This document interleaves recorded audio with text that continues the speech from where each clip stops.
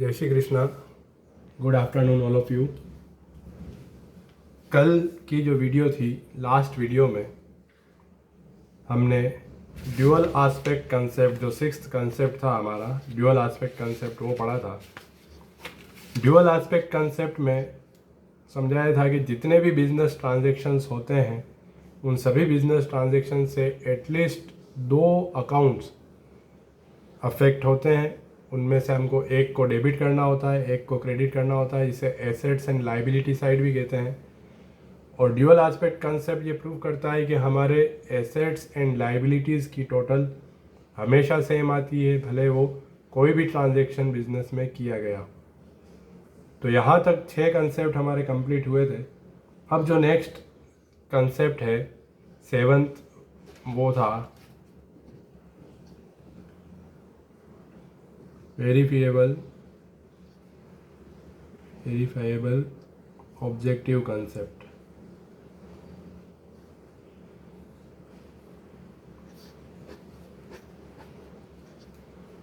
Seven जो concept है verifiable objective concept, ये कंसेप्ट कहता है कि हमारे बिजनेस में जितने भी ट्रांजैक्शंस हो रहे हैं, हम बुक्स ऑफ अकाउंट्स प्रिपेयर कर रहे हैं, उन सभी ट्रांजैक्शंस का हमारे पास कोई ना कोई, जो हम कहते हैं, सबूत होना चाहिए, प्रूफ होना चाहिए।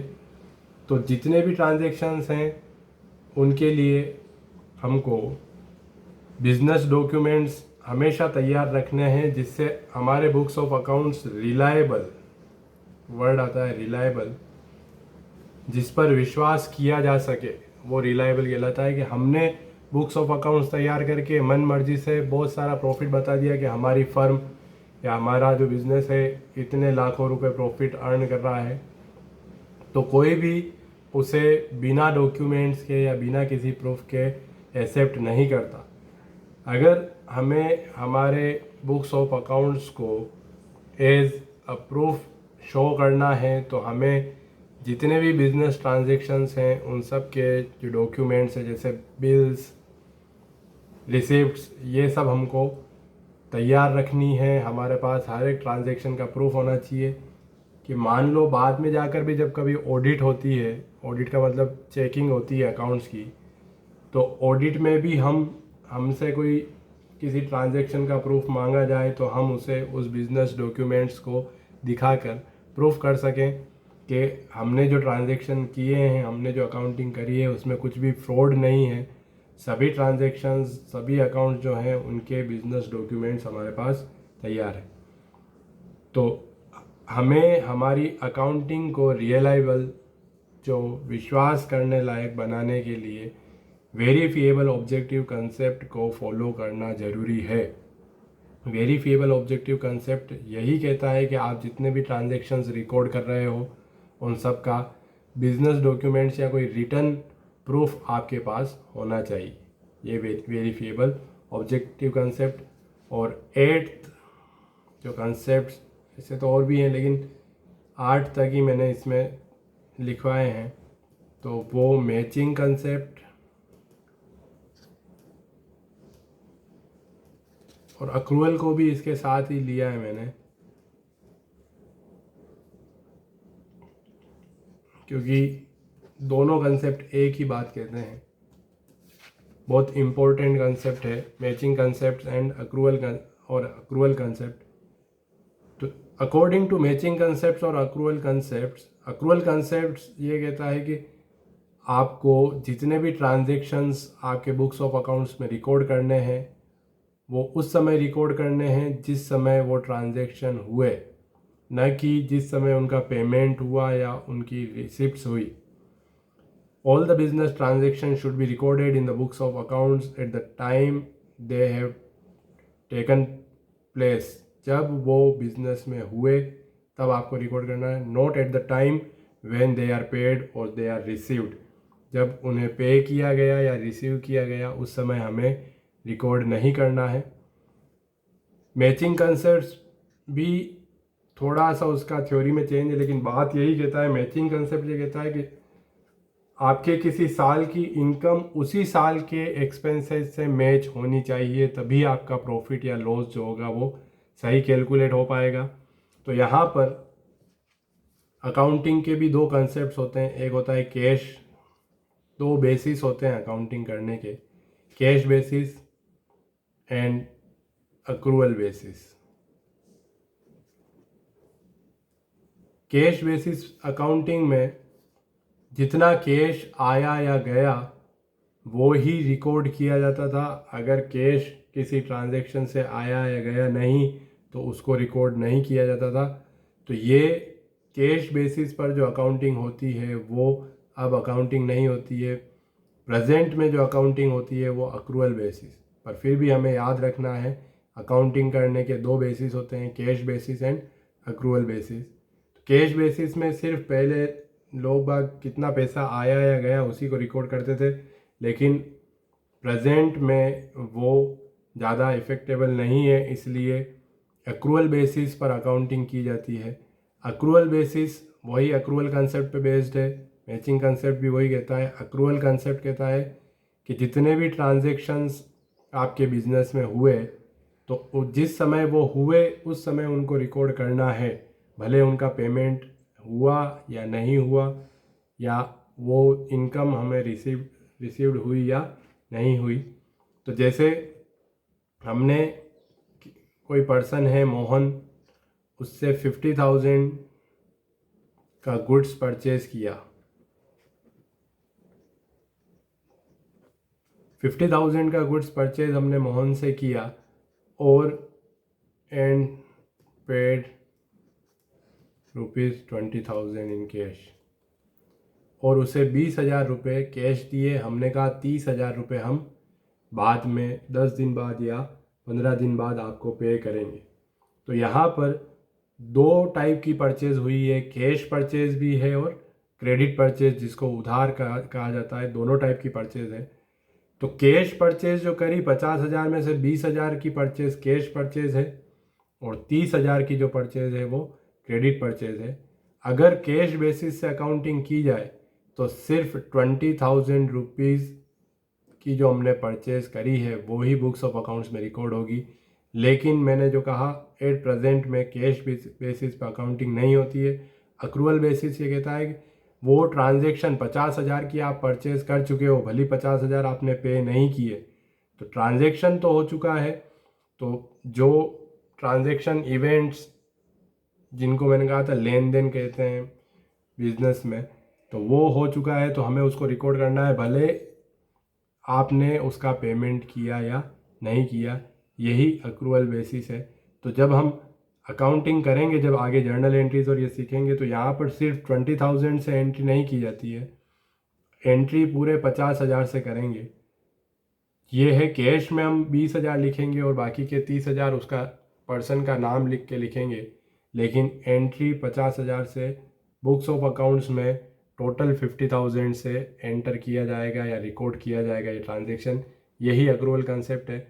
जैसे हमने किसी साल में हमारा खर्चा था 60,000 रुपये, 60,000 रुपीज़ हमको खर्चे करने थे, पर हमने वहाँ पर 20,000 रुपये ही पे किए और उनको कहा 40,000 रुपये हम बाद में देंगे। तो अगर हम उस साल के खर्चों को सिर्फ 20,000 ही शो करते हैं और हमारी इनकम से मैच करते हैं, तो वो जो प्रॉफिट आएगा वो गलत प्रॉफिट होगा, क्योंकि आपने पे भले नहीं किया लेकिन आपके खर्चे तो 60,000 हैं। तो इस तरीके से तो हम किसी एक्सपेंसेज का पेमेंट करें ही नहीं, तो वहाँ तो प्रॉफिट ज़्यादा ही शो होगा।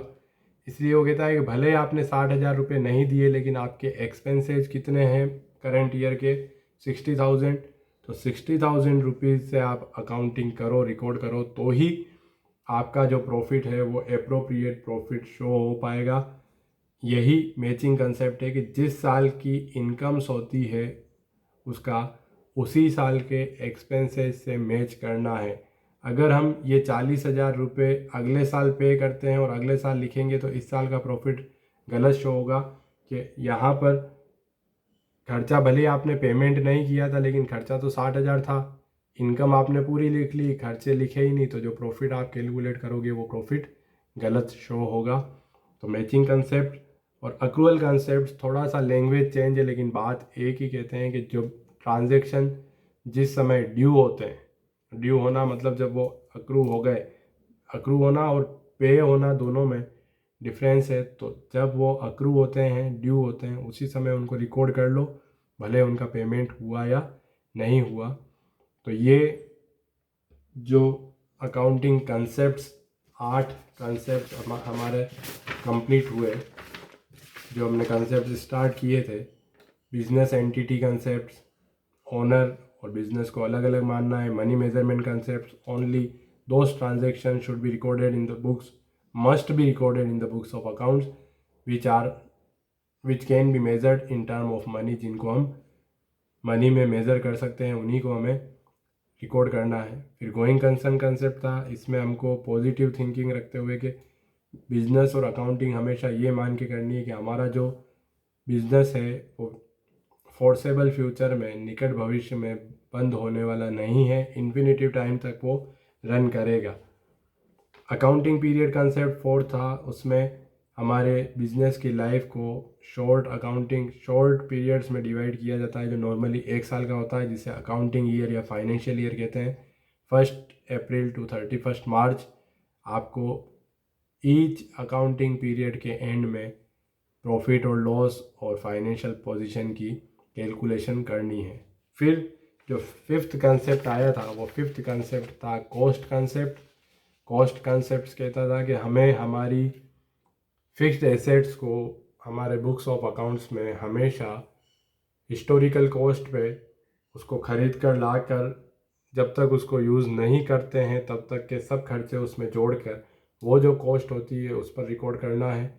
मार्केट प्राइस, रियलाइजेबल वैल्यू अलग अलग हो सकती है, इसलिए हमें उस प्राइस पर रिकॉर्ड नहीं करना है।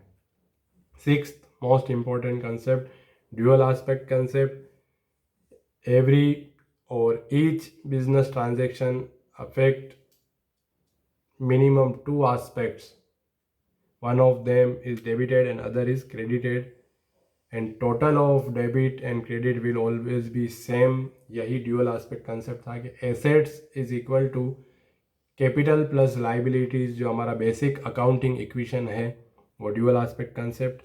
द्विपक्षीय उदाहरण कहते हैं कि तो यहाँ पर साइड होगी हमारे पास 2 side, debit side and credit side, उसकी टोटल हमेशा सही होगी। अगर हमारे किसी भी कारण से टोटल अलग आती है तो हमने अकाउंटिंग में कहीं मिस्टेक की। 7th और 8th जो अभी समझे हमने, verifiable objective concepts. All the business transactions should be evidenced by business document.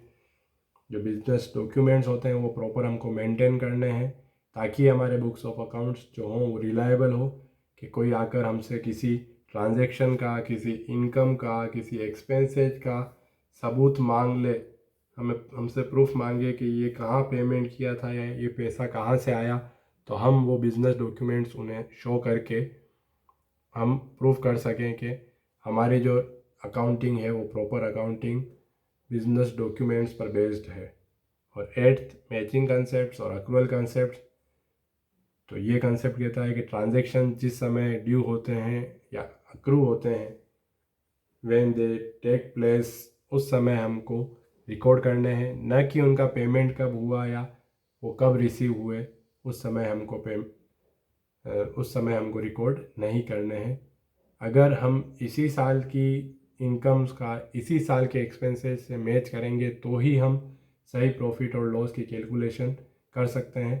तो भले ही कोई खर्चा जिसका पेमेंट नहीं किया गया था लेकिन अक्रू वो इस ईयर में हुआ, इस साल ड्यू हुआ है, तो उसे इस साल की इनकम से मैच करना है। तो matching concept and accrual concept. तो ये 8 अकाउंटिंग कंसेप्ट जो हैं वो ख़त्म हुए। अब जो बाकी के 4 कन्वेंशंस लिखी थी, कंसेप्ट्स और कन्वेंशन में डिफरेंस बताया था। कंसेप्ट्स जो होता है वो मस्ट हमें फॉलो करने ही होते हैं, अगर उन्हें फॉलो नहीं किया जाता है तो हमारी जो अकाउंटिंग है वो गलत मानी जाती है। अब जो आगे आएगा वो है कन्वेंशन। और कन्वेंशन होते हैं, वहाँ शुड वर्ड का यूज़ होता है कि हमें ऐसा करना चाहिए तो हमारी जो अकाउंटिंग होगी वो बेटर होगी, वहाँ पर कंपलसरी नहीं होता है। तो नेक्स्ट वीडियो में हम चारों कन्वेंशन एक साथ कंप्लीट करेंगे। यहाँ तक कंसेप्ट्स कंप्लीट हुए। किसी को भी कंसेप्ट से रिलेटेड कोई भी क्वेरीज हो तो वो मुझे पर्सनली कांटेक्ट करके पूछ सकते हैं। आज के लिए इतना काफ़ी।